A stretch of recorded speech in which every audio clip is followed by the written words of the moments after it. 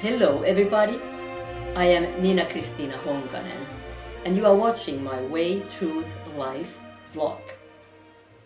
This is the 7th part of my great coronavirus pandemic series. Mattias Desmet's book, The Psychology of Totalitarianism, Awakens controversy. This video is about a very serious matter, namely the importance of practicing awareness and discernment in all endeavours in these peculiar times. And even if we do, we might still fall or be drawn into a trap time and again, which is okay as long as we stand up right away after becoming aware.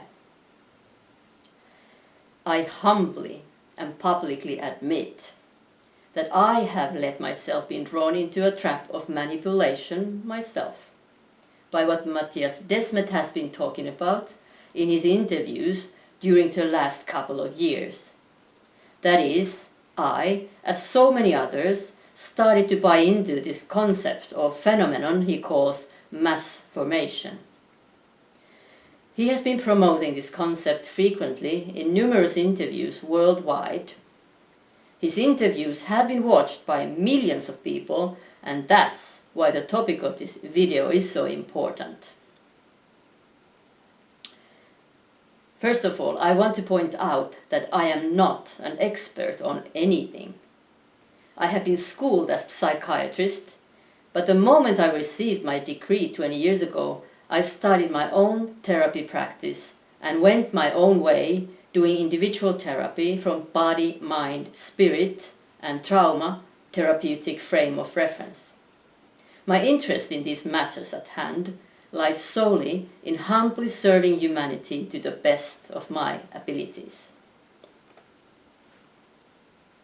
In October 2021, I published the second part of my great coronavirus pandemic series, a video titled From Mass Delusion to Totalitarianism, where I refer to Mattias Desmet's interview by Dan Aston Gregory on September 21st, 2021. In that interview, as in so many other interviews of his, you are left with an impression that Desmet is an expert on totalitarianism and the phenomenon he calls mass formation. But as it turns out, it's not true. By the time I made my video, I didn't think mass formation as formation of just a mass, a crowd, or a mob, but a formation of a large group of decent people believing the false narrative enhanced by efficient propaganda. At the same time, it was very obvious to me that there is a real conspiracy, a power structure behind the scenes with evil intentions, orchestrating world events and creating narratives serving its totalitarian goals. In his interview, Desmet does talk about the narrative that the masses bought into in this current COVID-19 crisis, which is very vague, I now realize, because he actually never talks about who created this narrative. And I did, as we all can easily do at times, I guess. I tried to put reason into what he was saying by synthesizing his thoughts with my prior understanding of things.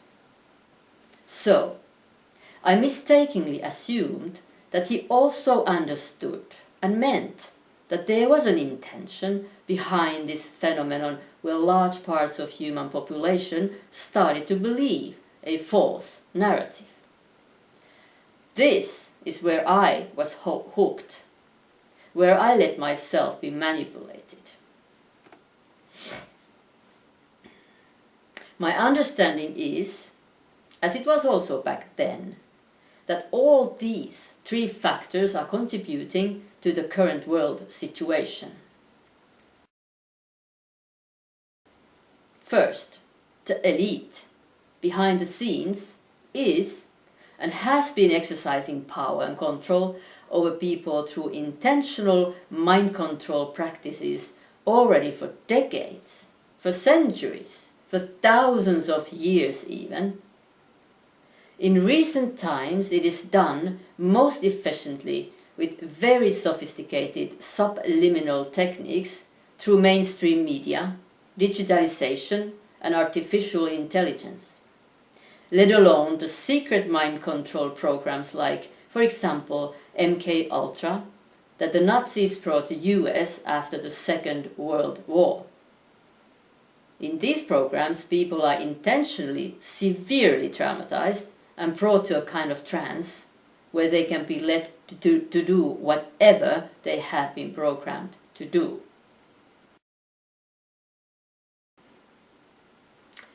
Secondly, the traumas inflicted upon us all by the numerous intentionally caused crises, conflicts and catastrophes on the world scene, by which the last ones are the COVID-19 crisis, the Ukrainian war and the energy crisis. And third, the collective trauma burden that we all carry to a degree from generation to generation and or from life to life, that has to do with the powers behind the old paradigm thinking and actions, that I see as a larger context behind, for example, the mechanistic thinking Desmet refers to and sees as the cause of mass formation. The old paradigm power structures apply to the whole human history in this fallen dualistic world that has always been under the influence of the self-willed power, the invisible ruling force of the lower worlds. Here I refer to the cosmology of consciousness of an old Coptic Gnostic text, Pistis Sophia.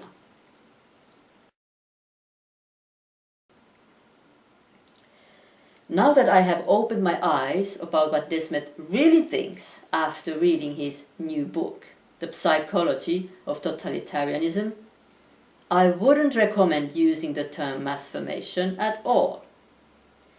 In his book, he very specifically says there is no conspiracy, and he also says that mass formation rises, to my understanding rather mysteriously, within the masses themselves, and is the psychological basis of totalitarianism.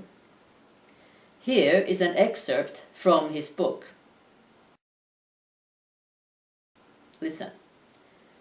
Totalitarianism is not about monstrous people. It is about normal people who stick to a morbid, dehumanizing way of thinking or logic. In the initial phase of the totalitarianization process, such a logic first takes hold of the population.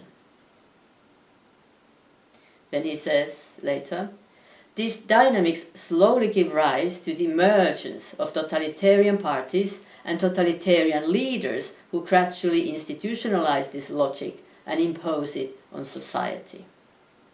How bizarre is this? Here is another excerpt. The fact that the totalitarian leader is himself under hypnosis and blind doesn't mean that he believes everything he tells the population. On the contrary, it is more accurate to put it this way. He blindly believes in the ideology he is trying to impose, but not in the discourse he uses to promote it. And here is a And here is a quote Desmet uses from a well-known historian, philosopher Hannah Arendt, about the totalitarian leaders. The essence of totalitarianism is not utilitarian or selfish in nature. Money and power only constitute intermediate ends. The ultimate goal is to realize an ideological fiction, and the totalitarian leader blindly sacrifices his own interests to achieve it. A frequently quoted book by Desmet is Psychologie des Foules, in English, The Crowd, from 1895 by French sociologist and psychologist Gustave Le Bon, from whom the concept of mass formation probably comes from. This is the quote from the book. The leaders of the masses themselves are also hypnotized, especially by the ideology in which they fanatically believe. To sum up,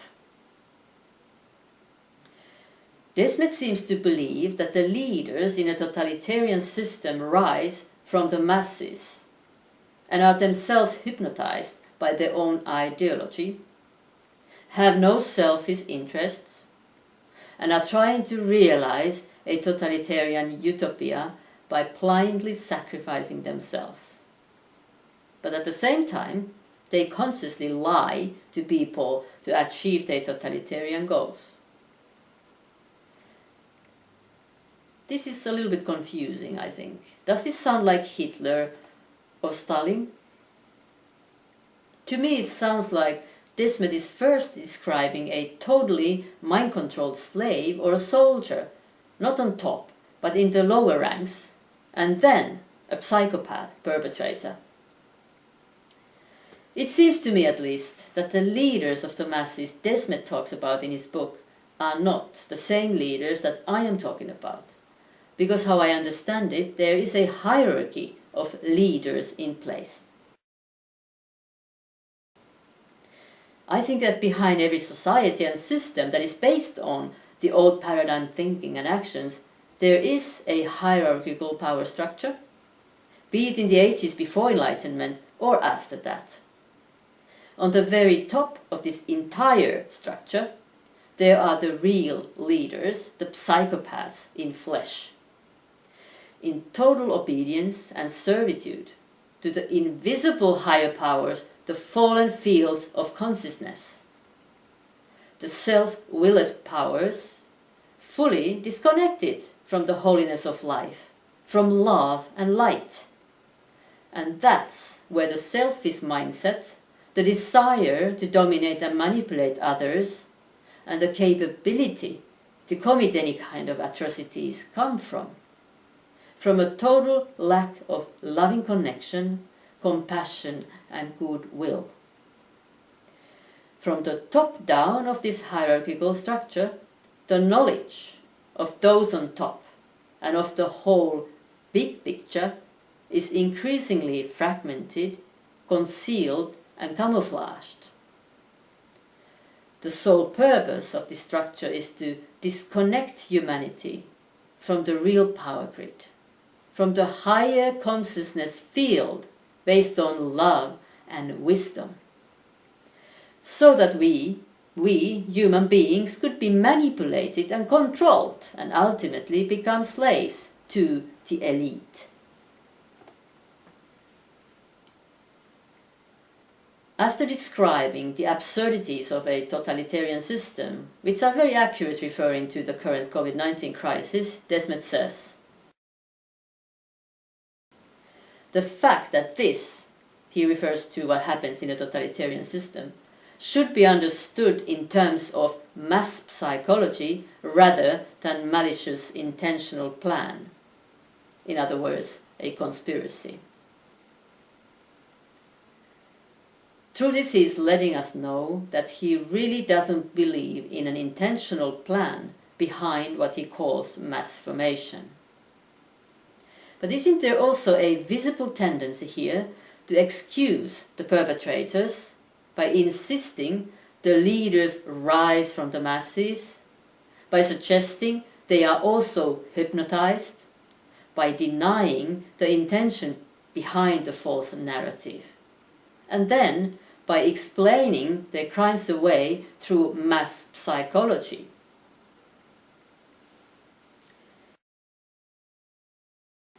In my earlier video, I didn't reflect on the fact that Desmet hasn't published anything about mass formation or hypnosis.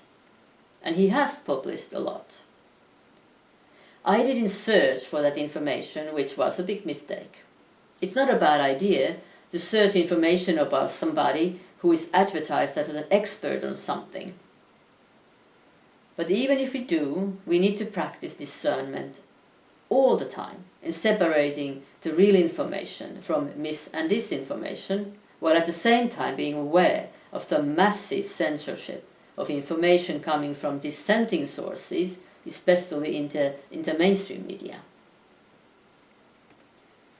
Furthermore, there's nothing in a Google or DuckDuckGo search for the keyword mass formation from 1980 to 2019 within psychology or social history, says Ulrike Kranecker in her own review of Desmet's book.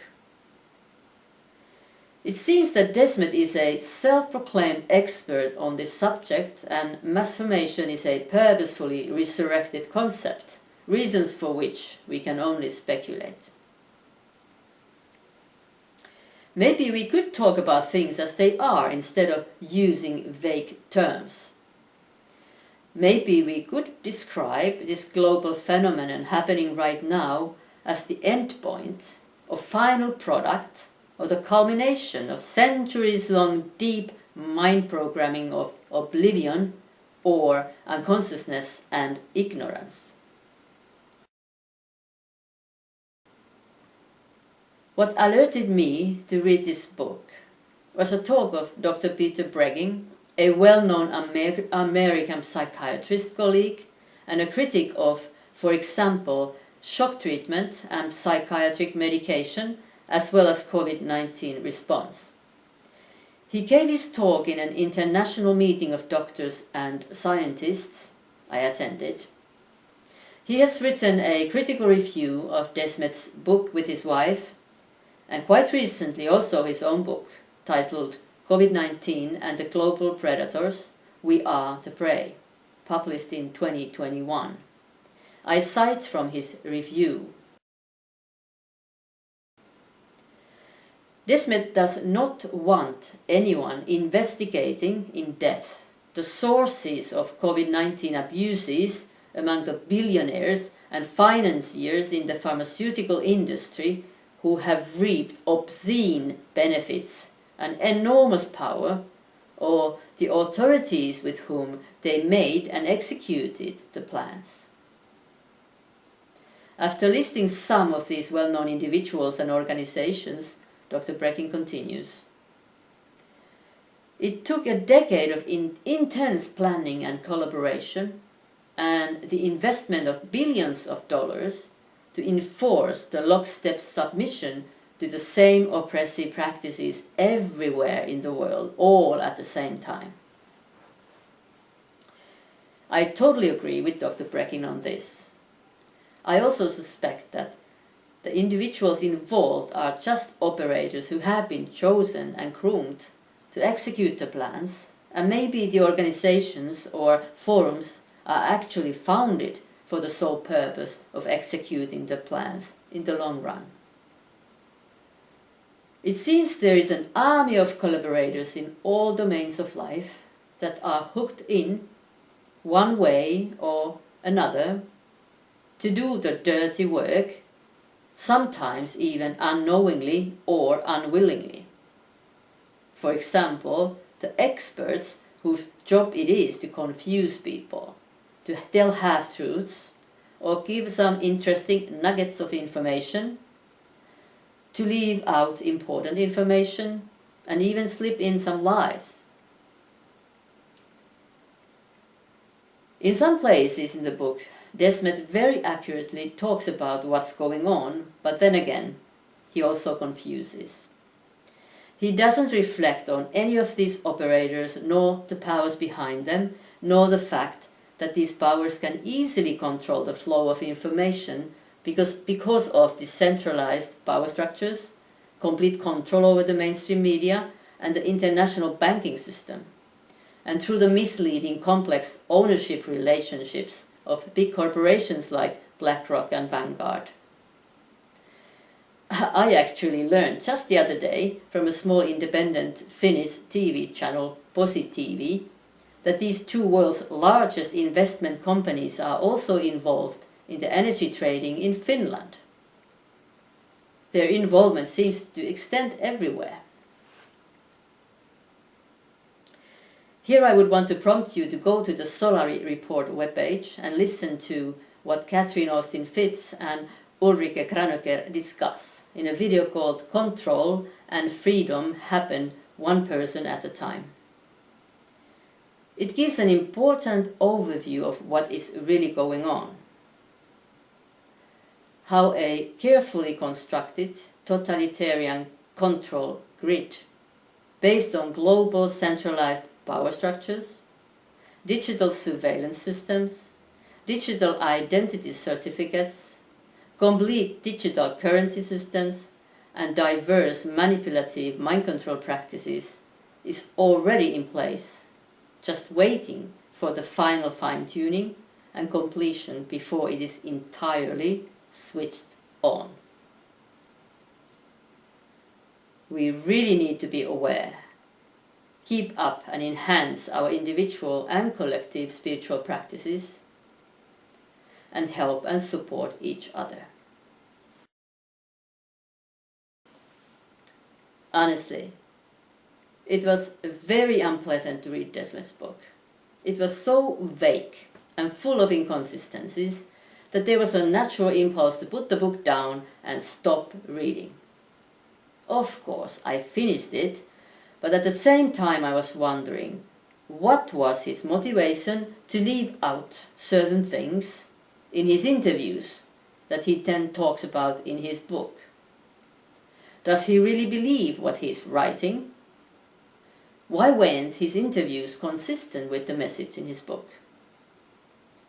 Is he intentionally trying to confuse, to mislead, to underestimate people, to stop the investigations into this greatest crime against humanity in the known history of man? This development towards technological transhumanism, for attainment of which the COVID-19 crisis is a perfect means, with its successful global implementation of digital identity certificates combined with mandatory vaccinations, not to mention the total takeover of global health policy by WHO, the World Health Organization. Dr. Brekin says in his review, Desmet's book is a dangerous Trojan horse calculated to keep us feeling confused and self-blaming. He also says it could discourage well-meaning individuals from taking action to defend our freedoms, and that appears to be a major unwritten purpose behind his book. Certainly, that's how it looks like. Another very serious matter in Desmet's book is what looks like an attempt to categorize us who have been investigating and finding information about the conspiracy, maybe even for decades before the current crisis, as being under mass formation hypnosis as well. He elaborates this in chapter 8. Here are a few short quotes. People who are not in the grip of mass formation initially find themselves in an extremely diffuse situation that they do not understand. In this state, the confused spectator typically develops an intense need for a simple frame of reference, which allows him to mentally master the complexity and in which to place and control the anxiety and other intense emotions that arise. An interpretation in terms of conspiracy meets that need. It reduces the enormous complexity of the phenomenon to a simple frame of reference. And then he says, the thinking that reduces all world events to one big conspiracy fulfills the same function as mass formation. Ultimately, there is such fundamental distrust that many people assume that whatever the mainstream considers right must certainly be wrong. For example, if the mainstream story says the earth is round, it must be flat. So, he goes on underestimating and discrediting all the loving, caring, compassionate, intelligent and sincere people aiming at serving humanity by investigating and revealing the intentional evil plans of the real policymakers. but he is not just discrediting and intimidating people. There is, it seems, a more specific agenda at play. Dr. Breking continues. Desmet's misuse of psychological concepts is aimed at undermining people whom he perceives as political threats. Ginger Breking, that is Dr. Breking's wife, warns that Desmet's work can set the stage for other psychologists and for psychiatrists to create and apply new psychodiagnoses related to mass hypnosis or mass psychosis in the legal and political arenas to discredit psychiatrically confined and or drug individuals who are critical of the establishment. This is not far-fetched. It has happened before and it is happening now. Listen, here is an excerpt from an interview of a Swiss cardiologist, Thomas Binder, by independent journalist Taylor Hudak. A squad of policemen stormed in Dr. Binder's practice in Switzerland in 2020 after two of his colleagues alerted the Chief of State Police of Dr. Binder's thorough analysis of the unscientific COVID-19 measures in his blog that went viral. As a result, police did not issue an arrest warrant because, obviously, Dr. Binder was not a danger to anybody, but instead, officers sent an emergency doctor to evaluate his mental health status. He was diagnosed with corona insanity, placed in a psychiatric unit, and forced to take antipsychotic drugs. I can see how this kind of action might grow in number very easily if and when COVID-19 measures or actions to fight other possible forthcoming infections would flare up again. And they probably will. I am not, and have never been, a fan of traditional psychiatry based mostly on the old paradigm thinking and actions, unscientific diagnoses, unfounded biological treatments, and its sad history of maltreatment of dissidents. In his book, Desmet refers to mass psychology that he claims is needed for the understanding of mass formation, the rise of totalitarian leaders, and of totalitarianism. To me, all of this sounds more like an attempt of blaming the victim, excusing the crimes of the perpetrators, and denying the intentional plans behind the COVID-19 narrative.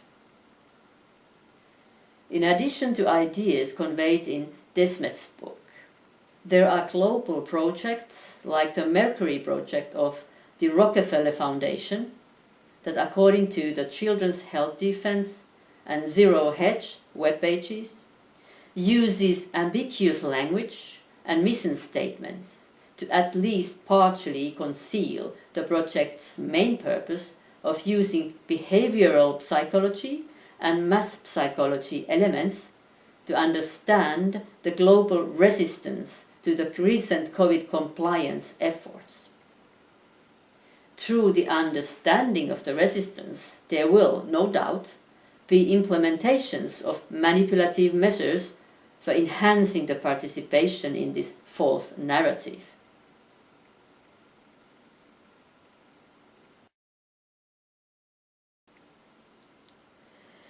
To conclude my review of Desmet's book, The Psychology of Totalitarianism, I want to highlight two more aspects of it. First, in his philosophical and psychological ponderings about what to do, how to rise above the mechanistic world view that he sees as the sole reason for mass formation, Desmet totally dismisses the importance and impact of massive peaceful group protest, which in addition to putting pressure on oppressive governments, would function as a positive, supportive, encouraging example for people who know there's something sinister going on, but who don't, as yet, either have the knowledge needed or the courage to do anything by themselves without encouragement and empowerment from people who know what's going on, have the knowledge and the courage. Secondly, when Desmet goes on and on with vague psychoanalytical jargon about how he sees we can free ourselves from the mechanistic thinking, I would want to point out that psychological means alone, especially if they are mostly based on the old paradigm thinking and actions, will never be enough. Even the body-mind approach is not enough, even though it can serve as a good start to inner growth and self-realization.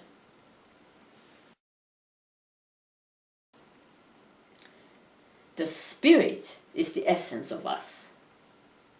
That's why I work from the body-mind-spirit point of view.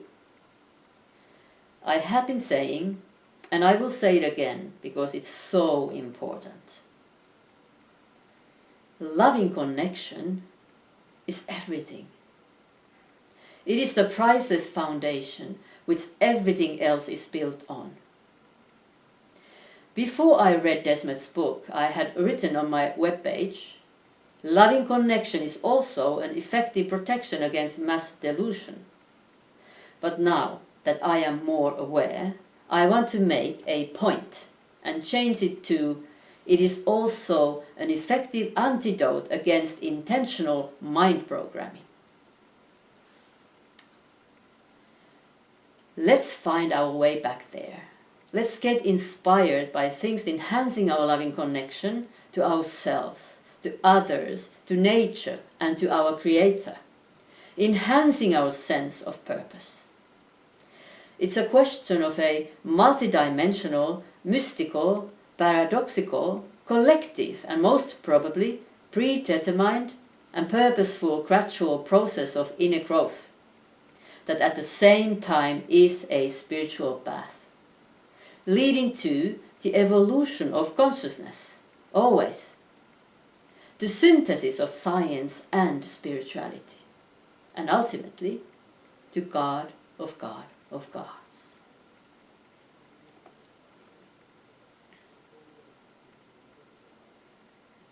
If the topics of my vlog, in your opinion, are interesting and important, remember to click the thumb up button and share this video with everybody who you can imagine would be interested in or benefit from this information. And remember, together we remain strong and courageous. Thank you.